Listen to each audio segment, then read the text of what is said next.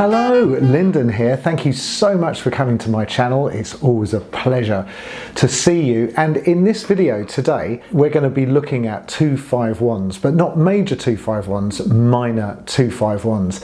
Now, first of all, if you're not too sure what a major 2-5-1 is, I strongly suggest that you go and have a look at a previous tutorial that I made called 2-5-1s.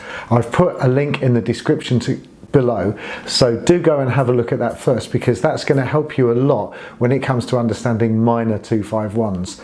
So minor 2-5-1s, why would we bother learning about those? Well, because they come up absolutely everywhere in chord charts, and when I was trying to understand chord charts, I found minor 2-5-1s absolutely terrifying because they're a little bit more complex than major 2-5-1s. And what I mean by that is major 2-5-1s, the 2 and the 5, which build up tension and then resolve on the 1, all come from the same place. So they all come from the 1. So in the case of C major, D minor 7 and G7 build up tension. They are two scales that are derivatives of the C major. So it's kind of like going to one wholesaler to get all of your supplies. It's like going to the C major wholesaler and saying, hello mate, got any D minor 7s? And they go, yeah, we've got some of those for you. Do you want a G7? Are you building a 2-5-1? Because we're doing a buy two get one free today. So you get all of the materials you need for a major 2-5-1 from one place. But a minor 2-5-1, a little bit different to that. So the 2 and the 5 are not modes of the 1. That's the story. However, there is a really straightforward way, and then there's more complex approaches that we can take. So I'm going to be looking at the more straightforward way first. But the most important thing is that we can recognize a minor 2-5-1 when we see one. So when we have a look at a chord chart, you can instantly say, that's a minor 2-5-1, because if you can do that and you know what to play over it, then you're there. So really significant. So I've got my camera set up and I've got a 2-5-1 printed out. Let's have a look and see what the cues are that we're going to look for to recognize a minor 2-5-1. So this is a minor 2-5-1 in the key of A, and you're often going to see it like this. So this is the 1, the A minor, and B is definitely the second note of A minor, so that's a good clue that this is a 2, and E is the fifth note of A minor, so that really helps as well. But if we forget about the B and the E and the A for the time being, what we're doing to make ourselves recognize a minor 2-5-1 is having a look out for these chord types. So when you see this circle with a slash through it, followed by some sort of dominant 7th chord or 7 with a chord extension, that is the key that you're looking for to recognize that that is a minor 2-5-1 or a minor 2-5, because just like major 2-5-1s, sometimes you'll get the 2 and the 5 and it doesn't resolve. And if you understand about minor 2-5-1s, you can still use the technique that I'm going to show you to play over that, and it will work really nicely. So there is another way of writing down this chord here, which is B minor 7 flat 5, and that is actually writing it down as B minor 7 flat 5. That is an alternative notation for it, so you should look out for that as well. So if I see B minor 7 flat 5, or B with a slash through it, or whatever with a minor 7 flat 5 and a slash through it, followed by a dominant 7th with a chord extension that might be a flat 9, that's super common, or you might see E7, sorry about my writing, it's my arms at a funny angle, flat 9 and flat 13. That's another chord extension that you might see. And then this A minor 6. Now a really common question is, what is a minor 6? What does it mean? It just means it's the root, the 3rd, the 5th and the 6th instead of the 7th of the minor chord. That's all it means. It's actually dead simple, really, really straightforward. And if you have a listen to the start of Miles Davis's Autumn Leaves, I did this before and made a terrible job of it. Do dee ba da da, do do do dee da. That is root, 3, 5, 6, 5. They're kind of spelling out that lovely minor sixth sound. It sounds absolutely delicious. So coming back to this is what I'm looking out for. Either the circle with a slash through it, or a minor 7 flat 5 followed by a dominant 7th with a chord extension, very often a flat 9, followed by a minor. It doesn't always have to have the minor 6, but it often does. And that is what I'm going to look out for over a minor 2-5-1. So there is a really straightforward way that we can navigate our way through a minor 2-5-1. And even though all of these three chords are not modes of the one, there is a scale that will fit over all three, and that scale is a harmonic minor. And in this case, the harmonic minor that I'm going to be using is the harmonic minor of the one, which in this case is this A minor here. So I'm going to play A minor, harmonic minor over the whole thing, and this will work really well. And the reason that I've selected to do a minor 2-5-1 in this key is that A harmonic minor is a fairly easily accessible harmonic minor to hit. The notes are A, B, C, D, E, F, G sharp and A. So it's all the notes of C major just with a G sharp. So those notes again, A, B, C, D, E, F, G sharp and A, and I can do that over the whole thing, and that will work really, really nice. And that is my harmonic minor. My handwriting, by the way, looks absolutely terrible, but it's because I'm sort of weaving through. That's my excuse and I'm sticking to it. So let's hear what that sounds like if I set up a minor 2-5 on my session band app and I play it on a saxophone. So let's hear what that sounds like on an alto saxophone. So first of all, I'm just going to play the scale of A harmonic minor, but I'm going to take it up to the 9th. So the notes are going to be A, B, C, D, E, F, G sharp, A and B, and that will sound like this.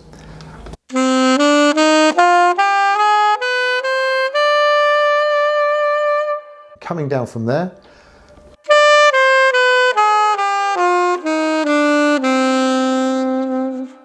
I mean, I absolutely love that scale anyway. It just sounds so, so lovely to my ears.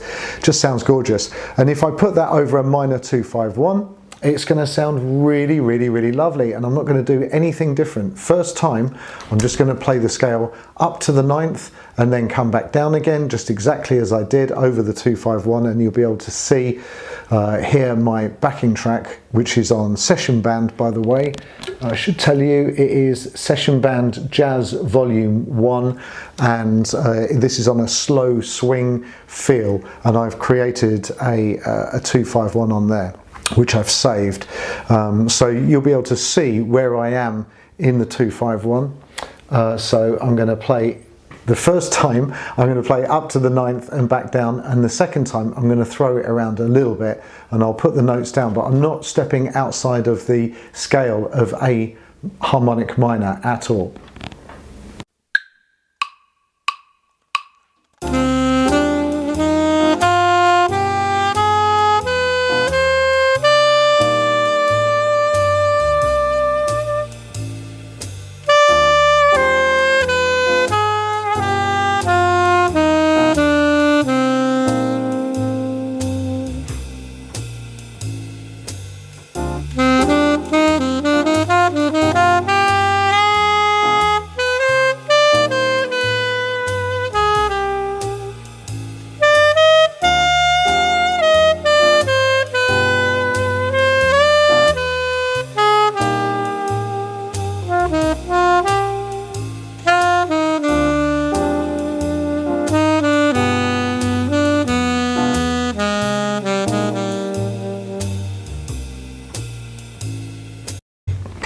Sounds absolutely gorgeous. So that is our straightforward approach to a minor 2-5-1 in the key of A on alto saxophone.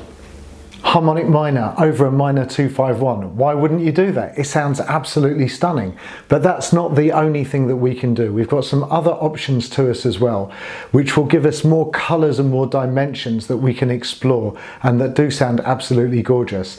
In order to do that, we need to take a bit of a deeper dive into the minor 2-5-1 and see what the possibilities are. So let's have a look over here. Now, again, excuse my writing because I'm kind of weaving my way through some cameras here. This scale here, which I've already said, would be also written down as B minor 7 flat 5. And I can tell you that this scale, the most easy, straightforward solution is to think of that as a Locrian, which is the 7th mode of something. And in this case, the something would be C major. It's easy to work out because all I need to do with a Locrian, if I see B minor 7 flat 5 or B with a circle and a slash through it, all I need to do is to go up a semitone, and that would be to C in this case, and that will give me the major scale from where it comes. So this is the Locrian scale, the 7th mode of C major. So the notes are going to be, so let's write that down, Locrian. Honestly, look at my handwriting, absolutely horrendous. And the notes are going to be B, C, D, E, F, G, A and B. And as a chord, you'll be looking at B, D, F and A would be the root 3, 5 and 7. So that pretty much answers any questions that we've got about that first chord. The second chord, now over a dominant 7th of any kind, this is where it gives us the most amount of choice that we could possibly do. But a really good solution for this would, in my opinion, will be the altered scale.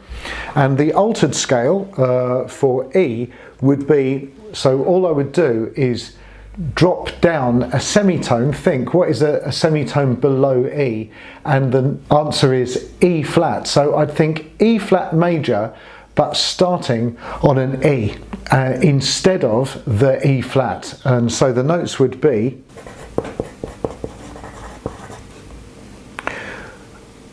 E, F, G, A flat, B flat, C, D and E. And that would be E altered. Now, just to let you know, that is not the only scale that you could play in this situation. You could also play a diminished, and there's a whole load of other options that you could play over that, but this would be a really good choice, E altered. And then over the A minor 6, there's a whole bunch of things that you could potentially do, and one of them would be a melodic minor. So melodic minors are really easy to work out. It's exactly the same as a major scale, but the third note has been flattened. So in this case, the notes are going to be A, B, C, D, E, F sharp, G sharp and A. And this symbol here means repeat. So this is going to be melodic minor. And the chord tones would be A, C, E, G sharp. So it'd be really good to work out those scales and make sure that you're comfortable with all of these. Remember, if it's too much for you, just play a harmonic minor through the whole thing and it will sound gorgeous. So let's see what that sounds like on an alto saxophone. I'm just going to play the scales through this form.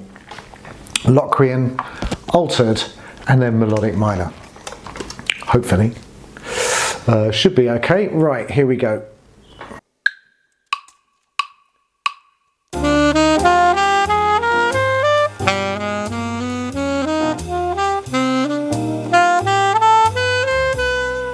Do that again.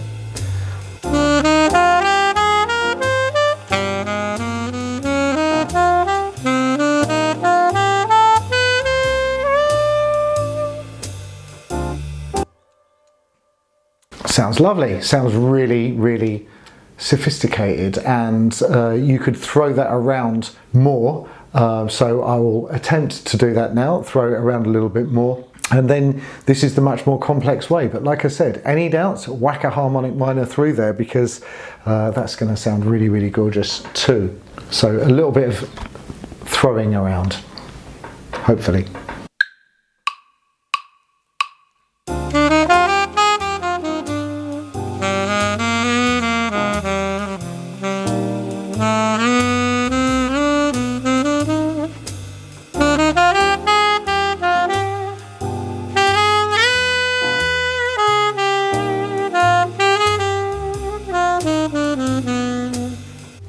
Sounds gorgeous. So that is how to navigate through a 2-5-1 using the individual scales or chords. Now, the reason that I've made this video today is that, as I said before, I want to start looking at chord charts and decoding those. And if you understand the major 2-5-1s and the minor 2-5-1s, we are good to go, because that is going to cover such a lot of ground. I really, really hope that this has been useful for you, and please do let me know in the comments below if I explained this nice and clearly and you get it. I'd particularly love it if this shines a light for people that have been struggling with minor 2-5-1s. I really love to know that I've been able to help people. That is absolutely just gold for me, to be honest with you. Thank you for everybody that's supported the making of these videos by buying me coffee and sending me tips of other ways through PayPal and stuff. It's so much appreciated. I can't tell you how much we appreciate it, what difference it makes. Let me know in the comments below any of your thoughts, and if there's any videos that you'd like to see me make, then do let me know, because I answer everybody's comment, and everything you say does really get taken on board. Thank you so much for watching. Have a beautiful day, and I'll see you in the next video. Take care. Bye.